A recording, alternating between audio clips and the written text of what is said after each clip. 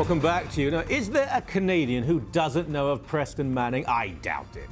Reform leader, Conservative statesman, and now the peak of his career, I suppose, appearing on the arena. Welcome to you, Mr. Manning. Thank you, Michael. Good to see you. I mean this in all honesty, that the Conservative government we have now, much of that is due to the work and the commitment of you for so many years. I want to thank you for that. But I also want to ask you the question, yes, we have a Conservative Prime Minister and a Conservative government. Is it, though, in your view, truly Conservative? Well, I think they'll have an opportunity to show that, Michael. I believe they do adhere to conservative principles and values. The constraint, as you know, the last number of years has been being in a minority situation where you couldn't find 155 votes that would support many of the things that they'd like to do. So I think now there'll be a chance to see, you know, what they really want to do and what values that'll be based on. Mm-hmm. Those issues, and I know we both care about them, and broadly, vaguely, they're referred to as being socially conservative: life, morality, sexuality.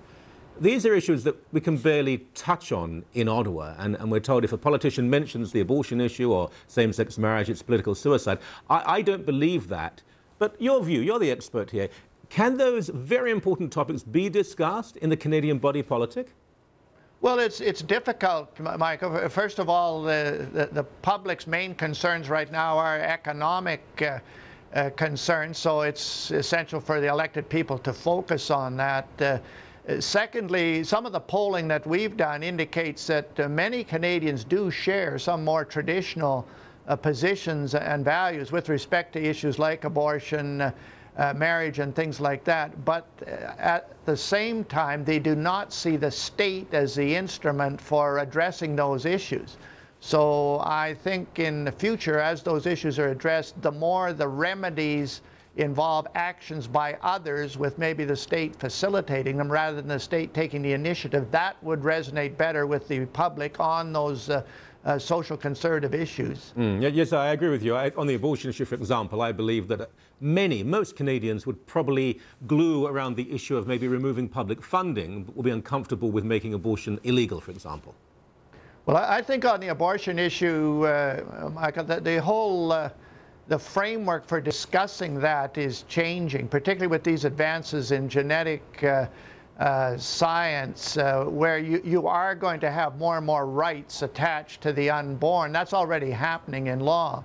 And the question is going to become, what do you do when the rights of the unborn conflict with the rights of the mother and the parents, which is the issue that should have been debated all along. So I think the whole framework for that issue is changing, but government can play a facilitating role, but it can't take the lead in it. Mm-hmm.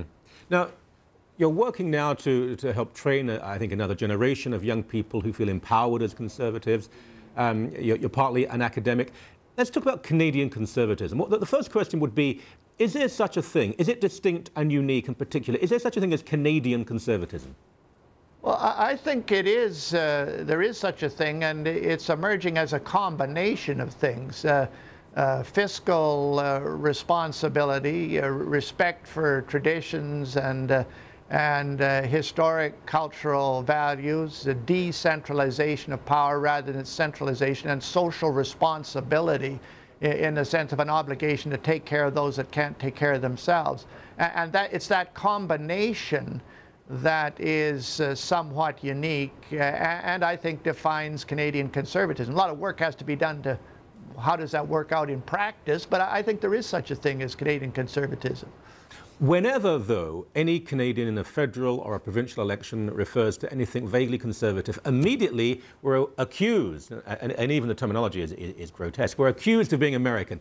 A Tea Party policy, it sounds like a George Bush idea, that's a Republican mentality. Will we ever be able to defeat that? Well, I think that's lessening. The intellectual leadership of conservatism, I think, is shifting from there's still lots to be learned from what goes on in the United States, but I think it's shifting more to the British conservatives.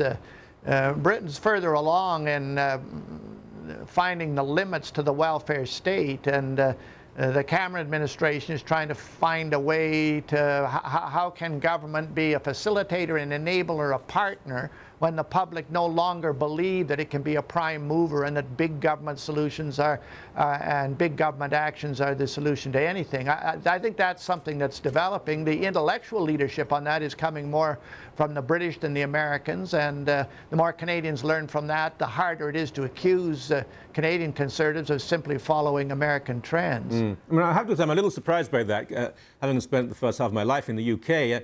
British conservatism now is almost an oxymoron. I mean, Cameron virtually expunged conservatism, even the colour blue, by the way, he changed it to green, from the Conservative movement. And a lot of Tories in the UK would say they don't even have a party left.